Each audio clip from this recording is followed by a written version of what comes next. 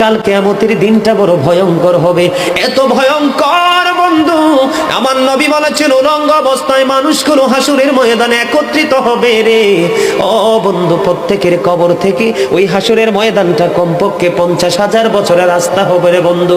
এই জন্য নবী যখন মেরাজের রজনীতে বোরাক দেখেছিল, আমার নবীকে আল্লাহ দাওয়াত দিয়েছে, বোরাক দেখে আমার নবী এত ক্রন্দন করেছিল, মনে হয়েছিল যেন আমার নবীর চক্ষু মুবারক দুইটা ঝর্ণা হয়ে গেছে। রে যুবক, কাল কিয়ামতের দিন ঘাম এত ঘামবে রে, কেউ মাজা পর্যন্ত, কেউ নাভি পর্যন্ত, কেউ বা আবার পুরো শরীর বন্ধু ঘামের নিচে ডুবে থাকবে, আবার মাথার মগজ টকবক টকবক করে উতরাইতে থাকবে রে। আল্লাহ বলেছেন লা ইয়ামুতু, people will not die that day, সেদিন মানুষ আর মরতে পারবে না। আল্লাহ বলেছেন ফিহা ওয়ালা ইয়াহইয়া, people will not be able to live that day, মানুষ সেদিন বাঁচতেও পারবে না।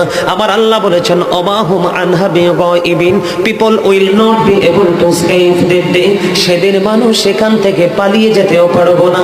রে দুর্গাপুরের যুবক, হাদিস শরীফের মধ্যে এসেছে কাল কিয়ামতের দিন আল্লাহর আরশের ছায়া ছাড়া কোনো ছায়া থাকবে না।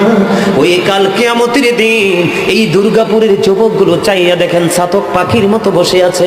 আমার কাছে এত সুন্দর লাগে রে যুবক, আমার হৃদয়টা ঠান্ডা হয়ে গেছে, কলিজা ছুঁয়ে গেছে তোমাদের উপস্থিতি এবং মনোযোগ।